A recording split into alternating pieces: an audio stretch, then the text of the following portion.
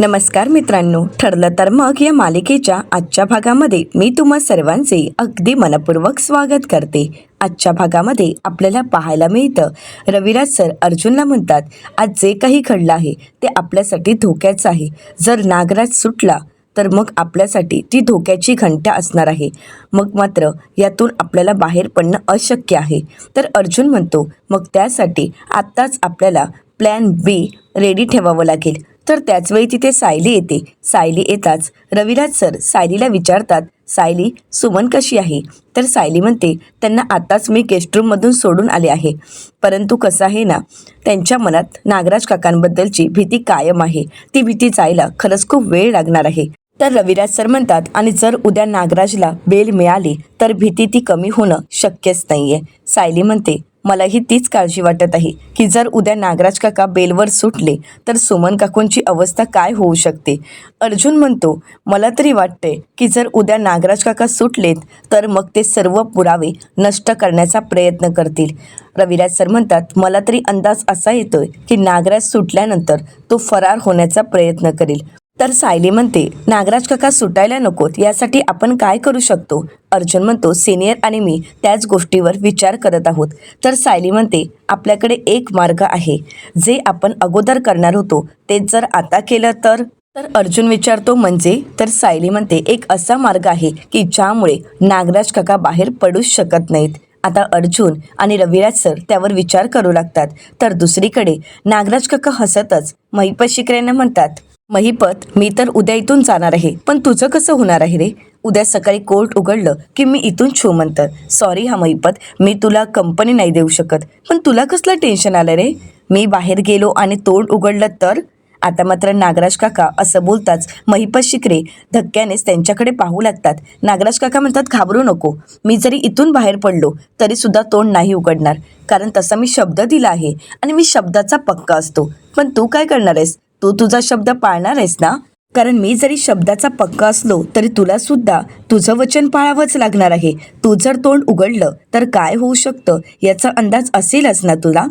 अंदाज असायलाच हवा, कारण त्यानंतर काय होऊ शकतात ते परिणाम तुला तर माहीतच आहेत. त्यामुळे आता तुला तुझं तोंड बंदच ठेवावं लागेल. मी जर तुला दिलेलं वचन पाळत असेन तर तुला सुद्धा मला दिलेलं वचन पाळावंच लागेल. असं म्हणत नागराज काकांनी आता महिपत शिकरेंची बोलतीच बंद केलेली असते. तर दुसऱ्या दिवशी सकाळी कॉन्स्टेबल नागराज काकांच्या समोर येतात आणि म्हणू लागतात, चला चला, तुमची बेल झाली आहे. आता हे ऐकताच नागराज काका मोठमोठ्याने हसतात आणि महिपत शिकऱ्यांना म्हणतात, ऐकलंच काय काय म्हणालेत? माझी बेल झाली आहे. असं म्हणत आता नागराज काका हसतच बाहेर येतात. तर ते कॉन्स्टेबलला म्हणतात, एकच मिनिट. आता नागराज काका महिपत शिकरेंच्या समोर येतात आणि म्हणू लागतात, महिपत, अरे मी तर चाललो, पण तुझं काय? अरे तू तर हुशार होतास ना, तुला सगळ्या कायद्याच्या पळवाटा, खाच खिळगे सगळं काही माहीत होतं. तूच म्हणायचास ना की कायद्यातून कशी सुटका करून घ्यायची मला चांगलंच माहीत आहे. अरे पण तुझाच ओव्हर कॉन्फिडन्स तुलाच नडला. तू अजून इथेच कितपत पडलायस? अरे तू तर केव्हाच जायला हवंतस इथून, पण तुला मात्र इथून सुटताच आलं नाही. अरे मी बघ ना, मी तर निघालो, पण तुझ्यासोबत आता राहायला कोणीच नाहीये. कोर्टाला कळालं आहे की या सगळ्यामध्ये नागराज किल्लेदार याची काहीच चूक नाही आणि म्हणूनच कोर्टाने माझी बेल मान्य केली आहे. मला बेलवर सोडवलं आहे आणि लवकरच या आरोपातूनही माझी सुटका होणार आहे. पण तुझं काय रे? तू तर इथेच खितपत पडलायस. तुझी सुटका होईल असं मला तरी वाटत नाहीये. मला असं वाटते की तू आयुष्यभर असाच जेलमध्ये सडत राहणार आहेस आणि इथे जेलमध्ये बसून आपल्या मेलेल्या मुलीची आठवण काढत. अरे हो, मुलीवरून आठवलं, तू तुझं वचन पाळणार आहेस ना? कारण आपल्यामध्ये एक डील झाला आहे. तुला तुझा शब्द पाळावाच लागेल, नाहीतर मलाच परमेश्वराकडे प्रार्थना करावी लागेल की साक्षीच्या आत्म्याला शांती लाभू देत. पण जर खरोखरच तिच्या आत्म्याला शांती लाभावी असेल तर? आता मात्र महिपत शिकरे चिडतात आणि तिथे असणारं ताट नागराज काकांच्या अंगावर फेकून मारतात. आता मात्र कॉन्स्टेबल नागराज काकांना म्हणतात, तुम्ही इथून चला अगोदर. असं म्हणत ते नागराज काकांना पोलिसांच्या समोर घेऊन येतात. आता तिथे ॲडव्होकेट भालेराव सुद्धा आलेले असतात आणि आता नागराज काकांची बेल मंजूर झाल्यामुळे पुढच्या प्रोसेसला सुरुवात झालेली असते. नागराज काका ॲडव्होकेट भालेराव यांचं कौतुक करत म्हणतात, कमाल केली भालेराव तुम्ही. बघता बघता तुम्ही माझी बेलही मंजूर केली. असं म्हणत ते इन्स्पेक्टर सावंत यांच्याकडे पाहू लागतात. तर ॲडव्होकेट भालेराव म्हणू लागतात, ते तर आमचं कामच आहे नागराज किल्लेदार. तर त्यानंतर इन्स्पेक्टर सावंत कॉन्स्टेबलला म्हणतात की कॉन्स्टेबल, नागराज किल्लेदार यांच्या सगळ्या वस्तू त्यांना परत द्या. आता नागराज काकांना त्यांच्या वस्तू परत मिळताच ते आपलं घड्याळ ब्रेसलेट हातात घालतात. तर ॲडव्होकेट भालेराव आता नागराज काकांना विचारतात, निघायचं ना? तर नागराज काका म्हणतात, निघायचं काय, निघायलाच हवं, कारण आता बाहेरची मोकळी हवा मला घ्यायची आहे. असं म्हणत नागराज काका आता घरी जाण्यासाठी मागे वळतात. परंतु त्याचवेळी अर्जुनने एक चांगलाच दणका त्यांना दिलेला असतो की अर्जुनने जी लाथ मारलेली असते, त्यामुळे नागराज काका खालीच कोसळतात.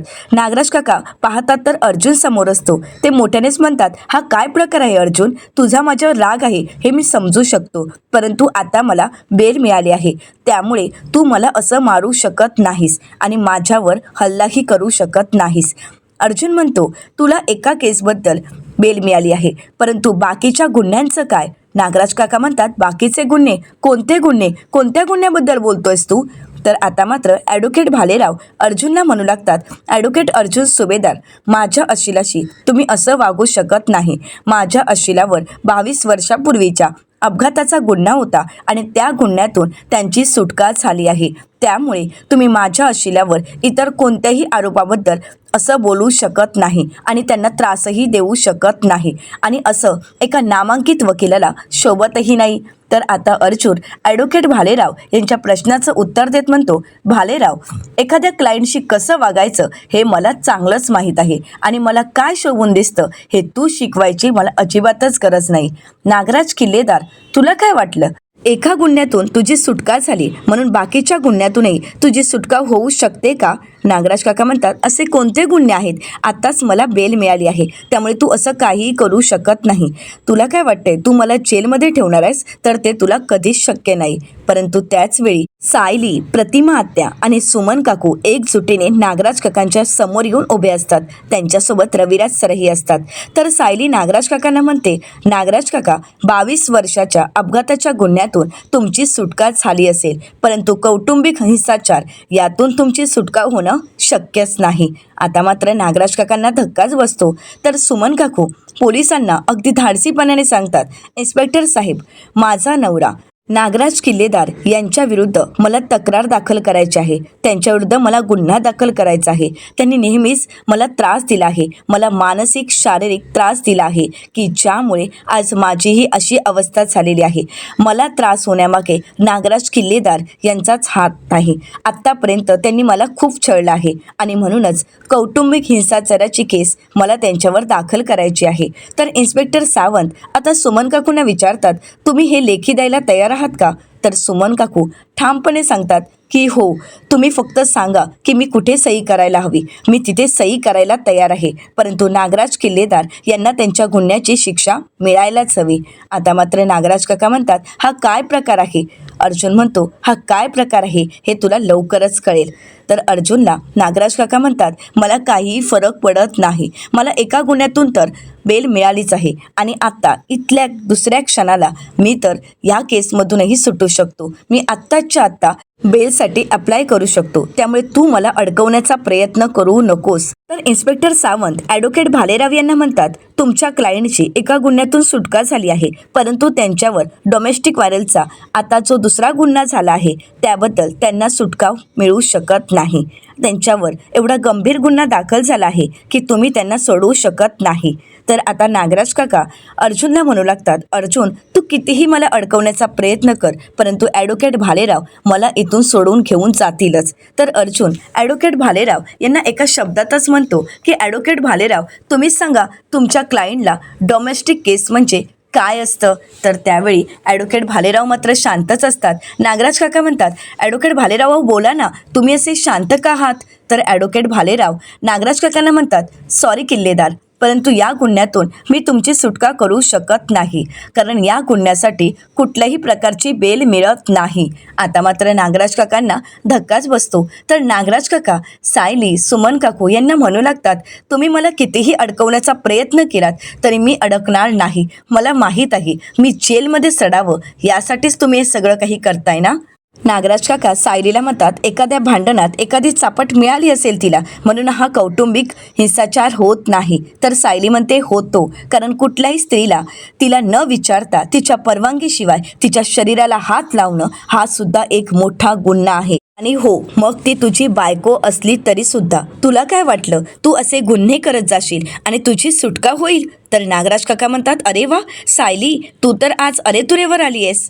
तर सायली नागराज काकांना सडेतोड उत्तर देत म्हणते, हो, कारण मान द्यावा एवढी तुझी योग्यताच नाहीये. तू तुझ्या बायकोला कसं छळलंयस ना, हे मी प्रत्यक्षात बघितलेलं आहे. त्यामुळे तुझी तेवढी लायकीच नाही की मी तुला मान द्यावा. प्रत्यक्षदर्शनी मी तिच्या पाठीवरचे वळ बघितले आहेत, तिच्या हातावरच्या जखमा बघितल्या आहेत, तिला झालेला मानसिक शारीरिक त्रास मी स्वतःहून पाहिलेला आहे. आणि त्यामुळे आता तुझी सुटका होणं शक्यच नाही. नागराज किल्लेदार, इन्स्पेक्टर साहेब, आत्ताच्या आता FIR नोंदवा आणि याला 8% असं म्हणत सायलीने आता नागराजला चांगलाच दणका दिलेला असतो. आता मात्र नागराज काका घाबरतात आणि म्हणू लागतात, नाही नाही, मी असं काहीही केलं नाही, ही उगाच काहीही बोलते, हिच्या बोलण्यावर विश्वास ठेवू नका. आता मात्र प्रतिमा आत्या चिडतात आणि म्हणू लागतात, हे माझ्या समोर बोलताय भाऊजी तुम्ही? अहो, माझ्या समोर तुम्ही सुमनवर हात उघडला होता आणि हे मी पाहिलेलं आहे. त्यामुळे सच्चेपणाचा अजिबातच आणू नका. आता रविराज सर म्हणू लागतात, नागराज, तुला काय वाटलं या गुन्ह्यातून तुझी सुटका होणार? अरे, आमच्याकडे साक्षीदार आहेतच आणि स्वतः सुमनही तुझ्या विरुद्ध साक्ष द्यायला तयार आहे. आणि तुझ्यासारख्या गुन्हेगाराला मोकाट सोडणं म्हणजे न्यायदेवतेचा अपमान आहे आणि तो आम्ही होऊ देणार नाही. इन्स्पेक्टर सावंत, याच्यावर FIR नोंदवा आणि आत्ताच्या आत्ता याला 8%. तर इन्स्पेक्टर साहेब नागराज काकांना म्हणतात, काय मग नागराज किल्लेदार, बेल मिळवून बाहेर पडण्याचा मार्गसुद्धा बंद झाला आहे आणि तो प्लॅनसुद्धा तुमचा फसला आहे. कॉन्स्टेबल, आत्ताच्या आता याला 8% असं म्हणत नागराज किल्लेदारांना घेऊन जायला सांगतात. तर नागराज किल्लेदार ॲडव्होकेट भालेराव यांना म्हणू लागतात, भालेराव, अहो काहीतरी करा, बोला काहीतरी. परंतु ॲडव्होकेट भालेराव काहीच बोलत नाहीत. नागराज काका हातपाय हलवण्याचा, स्वतःची सुटका करून घेण्याचा प्रयत्न करत असतात. तर अर्जुन त्यांना म्हणतो, तू कितीही हातपाय मारण्याचा प्रयत्न कर, पण तुला जामीन मिळणार नाही. या 3 गुन्ह्याखाली आता तू किती वर्ष जेलमध्ये सडतोस ते बघतच बस. असं म्हणत आता अर्जुनने नागराज काकांना चांगलंच धमकावलेलं असतं. तर अर्जुन पुढे म्हणतो, तुला काय वाटलं तू सुटलास? परंतु नाही, माझ्या बायकोला सुचलं की तुझ्यावर घरगुती हिंसाचाराची केस दाखल करावी आणि म्हणूनच तिने हा निर्णय घेतला. खरं तर सुमन काकूंनाही तिनेच हिंमत दिली, तिनेच ताकद दिली आणि म्हणूनच आता तुझा कुठलाही गुन्हा लपून राहणार नाही. तुझ्या सगळ्या गुन्ह्यांची शिक्षा तुला मिळणारच आहे, नागराज किल्लेदार. तर सायली नागराजला म्हणते, तू जे काही वागलायस त्याचा तुला अजिबातच पश्चाताप नाही येणार आहे. म्हणजे तुला असं वाटत आलं आत्तापर्यंत की बायको म्हणजे आपली मालमत्ता आहे, आपण कसंही वागू शकतो, तिला कशीही वागणूक देऊ शकतो. बायको आहे म्हणून हवं तसं वागायचं, तिच्यावर हात उघडला तर एवढं कुठे बिघडलं असंच वाटतंय ना तुला? आता सायली सुमन काकूंना नागराजच्या समोर घेऊन येते. सुमन काकू घाबरलेले असतात. सायली सुमन काकूंना आधार देत म्हणते, घाबरू नका सुमन काकू, खरं तर ह्याच्या नजरेला नजर देऊन सांगा की मी तुझी मालमत्ता नाहीये. आणि हो नागराज किल्लेदार, आता नवऱ्याने मनमानी करायची आणि बायकोने ते सहन करायचं, हे दिवस संपले आहेत आणि आता हे दाखवून देण्याची वेळ आली आहे. प्रत्येक पुरुषाला कळायला हवं की त्याने जर स्त्रीचा आदर केला नाही तर तो मनुष्य म्हणून लायकच नाही. सुमन काकू घाबरलेले असतात. तर प्रतिमा आत्या सुमन काकूंना म्हणतात, सुमन, अजूनही तू नागराज भाऊजींना घाबरतेस? अगं, त्यांच्या विरुद्ध तक्रार करण्याची तू हिंमत दाखवलीस आणि आता तुझ्या मनात कसली भीती आली आहे? घाबरायची अजिबातच गरज नाही. पण सुमन काकू, ही गोष्ट विसरू नका की तुमची हीच भीती या पुरुषांची ताकद बनत असते. पण ज्यावेळी ही स्त्री दुर्गा होते त्यावेळी याच भेकडांना कुठे तोंड लपवावं हेही कळत नसतं. आता मात्र सायलीच्या या शब्दातच सुमन काकूंमधली दुर्गा जागी झालेली असते. सुमन काकू न घाबरता न डगमगता नागराज काकांना प्रत्युत्तर देत म्हणतात, तुम्ही चुकलात, तुम्ही खूप मोठी चूक केली आहे आणि या सगळ्यासाठी तुम्हाला शिक्षा मिळायलाच हवी आणि तुम्हाला शिक्षा मिळावी यासाठी मी सायली आणि अर्जुनला मदत करणार. तर सायली नागराजला म्हणते, हो, एक गोष्ट लक्षात ठेवायची, हा गुन्हा किंवा ही शिक्षा फक्त याच माणसासाठी नाही तर स्त्रीचा अनादर करणाऱ्या समाजातील प्रत्येक पुरुषासाठी मिळणारा हा धडा आहे. असं म्हणत आता सायली, सुमन काकू आणि प्रतिमा आत्या एकजुटीने स्त्री शक्ती काय असते हे नागराजला दाखवून देतात. आता इन्स्पेक्टर सावंत कॉन्स्टेबलला म्हणतात की यांना घेऊन जा. आता ॲडव्होकेट भालेराव काहीच करू शकत नाहीत आणि म्हणूनच नागराज काकांना पुन्हा एकदा जेल झालेली असते. तर दुसरीकडे सायली घरी येते आणि आपल्या कामाला सुरुवात करते. आता कल्पनाताई येत सायलीला विचारतात, हे काय तू अजून झोपायला गेली नाही आहेस का? तर सायली म्हणते, आई एवढं काम आवडते आणि मग जाते. तर कल्पनाताई सायलीचं कौतुक करत म्हणतात, सायली मला तर तुझा अभिमान वाटतो. आज तू जे काही केलंयस त्यामुळे सुमनला मात्र शांत झोप लागली आहे आणि नागराजच्या बाबतीत तू जे पाऊल उचललं त्यामुळे सर्वांनाच तुझा अभिमान वाटत आहे. सायली अगं तुझं कौतुक करावं तितकं कमी, कारण नेहमीच तू आणि अर्जुन या घरासाठी झटत असता. किती झटता गं या घरासाठी? तर सायली म्हणू लागते, आई अहो आमचं पण घर आहे आणि या घरची मी सून आहे. तर कल्पनाताई सायलीला म्हणतात, सायली या घरात दुसरी सुद्धा सून असते, परंतु तिला मात्र घराबद्दल काहीच वाटत नाही. ती तर हे घर जोडण्यासाठी नाही तर फक्त तोडण्यासाठी आली आहे. तिला माणसं जोडता येत नाही तर तोडता येतात. तर सायली कल्पनाताईंना म्हणते, जाऊ देत नाही तिचा विषयच नको, जाऊ देत तुम्ही जा आणि शांत झोपा. तर कल्पनाताई सायलीला म्हणतात, सायली अगं झोपायची गरज तर तुला आहे. अगं सकाळपासून किती दगदग करतेस, किती कामं करणार आहेस, जरा स्वतःसाठी वेळ दे, जरा आराम तरी कर.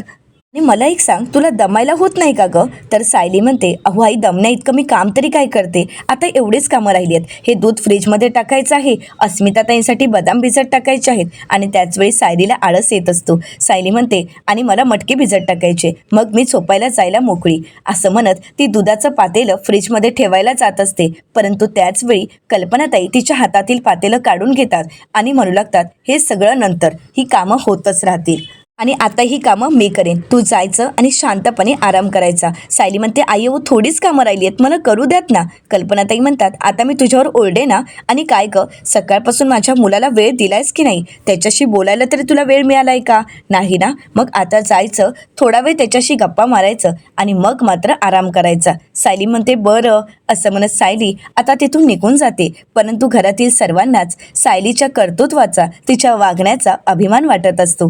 तर दुसरीकडे मात्र सायलीने नागराजची झोप उडवलेली असते. आता मात्र याचा महिपत शिकरे फायदा घेतात. नागराजची ती अवस्था पाहतात आणि महिपत शिकरे म्हणतात, काय रे नाग्या, काय झालं? नाग्या, अरे ऐक तरी, मला आज सकाळीच एक स्वप्न पडलं होतं. कोणीतरी माझ्या कानात येऊन बोललं की मी तर आता जेलच्या बाहेर जाणार आहे आणि बाहेर गेल्यानंतर तोंड उघडलं तर मला मैताला यावं लागणार आहे पोलिसांच्या पहाऱ्यात. पण नाही, हे सगळं स्वप्न होतं रे, ते खरं नाही होणार. कारण कसं आहे ना, मनभर शेण खाऊन तो पुन्हा एकदा जेलमध्ये जेवून सडला आहे. काय रे नाग्या, एवढे प्रयत्न करत होतास ना, एवढ्या फुशारक्या मारत होतास ना, पण त्या फुशारक्या मारण्या अगोदर अरे हा तरी विचार करायला हवा होता. तू शेर तर तो सव्वा शेर अर्जुन सुभेदार, आणि आता तू कितीही प्रयत्न केलेस तरी तो काही तुला जेलच्या बाहेर जाऊ देणार नाही आणि तुझी काही सुटका होणार नाही. ते सगळं ठीक आहे, पण एक गोष्ट मात्र सांगायची आहे, ती म्हणजे आता लवकरच माझी सुटका होईल आणि तू मात्र असा जेलमध्येच सडून राहशील. कारण ॲडव्होकेट अर्जुन सुभेदार म्हणतात त्याला, आणि तो काही तुझी सुटका होऊ देणार नाही. आणि हो, माझी इथून एकदा सुटका झाली की कसा गायब होतो ते बघच. आणि जिचा तू पत्ता ॲडव्होकेट अर्जुन सुभेदारला देणार होतास ना, ती सुद्धा या जगाच्या नजरेआड कशी होते बघतच राहा. मग तू कितीही प्रयत्न केलेस, कितीही हातपाय मारलेस, तरी जिचा पत्ता तू देणार होतास ती कधीच कोणाला सापडणार नाही.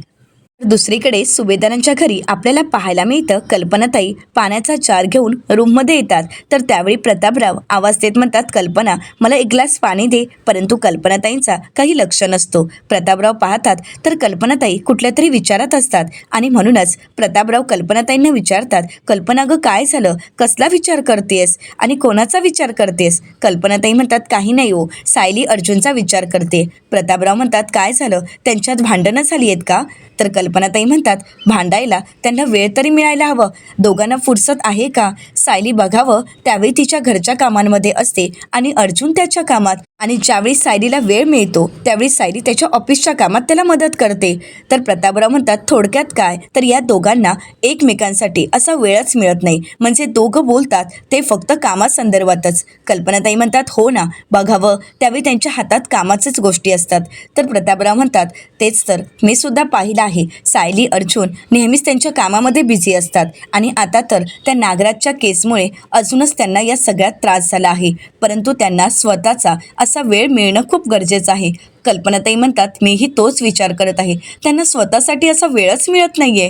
प्रतापराव म्हणतात, काही हरकत नाही, आपण बोलू त्यांच्याशी. असं म्हणत प्रतापराव आता कल्पनाताईंना शांत करतात. तर दुसरीकडे पाहायला मिळतं, सायली झोपण्याचा प्रयत्न करत असते, परंतु सायलीला काही शांत झोप लागत नसते. सायली तळमळत असते. तिला शांत झोप लागत नसते, कारण रूममधल्या लाईट चालू असताना तिला झोप येत नसते. सायली उठते आणि अर्जुनला म्हणते, काय हो, अजून किती वेळ लागणार आहे? तुम्हाला तर माहीतच आहे ना की लाईट चालू असल्या तर मला झोप लागत नाही. प्लीज जरा त्या लाईट बंद करा. तर अर्जुन म्हणतो 5 मिनटं. सायली म्हणते 5ची 15 मिनटं कधी होतील कळणारही नाही. आणि सासूबाईंनी मला एवढं आवडीने झोपायला पाठवलं, ती काही झोप पूर्ण होणार नाही. अर्जुन म्हणतो 4 मिनटं. सायली म्हणते म्हणजे आहेतच अजून. तर अर्जुन म्हणतो 3 मिनटं. सायली म्हणते कसली खासागीस चालू आहे हो तुमची? अर्जुन म्हणतो 1 मिनिट. सायली म्हणते 1 मिनिटसुद्धा नाही, आता लाईट बंद करायची. अर्जुन म्हणतो आर्ग्यू करण्यामध्ये 5 मिनटं गेली आहेत, परंतु बरं ठीक आहे, मी लाईट बंद करतो, तू शांतच झोप, माझं काम मी उद्या करेन. असं म्हणत अर्जुन लाईट बंद करतो. लाईट बंद होताच एका क्षणात सायली झोपी जाते. अर्जुन म्हणतो हे काय, ही झोपली पण? म्हणजे हे बरं आहे, दुसऱ्याची झोप मोड करायची आणि आपण मात्र शांत झोपायचं. कशी का झोप लागते हिला? असं म्हणत अगदी प्रेमानेच अर्जुन सायलीकडे पाहत असतो. तर दुसऱ्या दिवशी सकाळी अगदी पदर खोचून सायली किचनमध्ये आपल्या कामाला सुरुवात करायला येते. त्याचवेळी आता विमलताई सायलीला थांबवत म्हणतात, थांबा, तुम्ही काहीही काम करायचं नाही, आज सगळी कामं मी करणार आहे. तुम्हाला कल्पनाताईंनी त्यांच्या रूममध्ये बोलावलं आहे. सायली म्हणते एवढा कांदा चिरून देते आणि मग जाते. तर आता विमलताई म्हणतात, नाही, तुम्ही काहीच काम करायचं नाही, तसं मला वहिनींनी बजावलं आहे, त्यामुळे तुम्ही आता वहिनींच्या रूममध्ये जायचं आहे. तर आता हे ऐकताच सायली थोडी घाबरते आणि म्हणू लागते, आईंनी मला बोलावलं आहे. तर विमलताई म्हणतात, तुम्हालाच नाही तर अर्जुन दादांनाही बोलावलं आहे. आता मात्र सायली घाबरते, ती विचार करू लागते. तर आता येणाऱ्या पुढील भागामध्ये आपल्याला पाहायला मिळतं, सायली छान तयार होऊन अर्जुनच्या समोर उभी असते आणि अर्जुन तिच्यामध्ये पूर्णपणे हरवून गेलेला असतो. अर्जुन म्हणतो, एवढं सुंदर कसं काय कोण दिसू शकतं? सायली अर्जुनला भानावर आणते आणि म्हणते चला. तर त्याचवेळी अर्जुन सायलीला आपल्याजवळ ओढून घेतो. तर त्यानंतर सायली अर्जुनला म्हणते, आईंनी आपल्याला त्यांच्या रूममध्ये बोलावलं आहे. कशाला बोलावलं असेल? मला तर खरंच खूप भीती वाटत आहे. आता अर्जुन आणि सायली कल्पना त्यांच्या रूममध्ये येतात. तर अर्जुन म्हणू लागतो, मम्मा गं काय झालंय? तर प्रतापराव म्हणतात, अगोदर दरवाजा बंद करून घे सायली. तर सायली ही घाबरलेली असते. अर्जुन प्रतापरावांना म्हणतो, डॅड, आपल्या घरात काही घडलं आहे का? तुम्ही असे का वागत आहात? तर प्रतापराव म्हणू लागतात, अर्जुन, तू तर एक नामवंत वकील आहेस आणि एवढी साधी गोष्टही तुला कळत नाही. आता मात्र अर्जुनही घाबरून गेलेला असतो. आता प्रतापराव आणि कल्पनाताई यांचा प्लॅन नक्की काय असेल हे आपल्याला येणाऱ्या भागांमध्येच पाहायला मिळणार आहे. मित्रांनो, अशाच मालिकांचे नवनवीन अपडेट पाहण्यासाठी चॅनलला नक्कीच सबस्क्राईब करा. आजचा व्हिडिओ तुम्हाला कसा वाटला हे कमेंट करून नक्कीच कळवा. आजचा व्हिडिओ जर तुम्हाला आवडला असेल तर व्हिडिओला लाईक करायलाही विसरू नका. व्हिडिओ पाहिल्याबद्दल तुम्हा सर्वांचे अगदी मनपूर्वक धन्यवाद.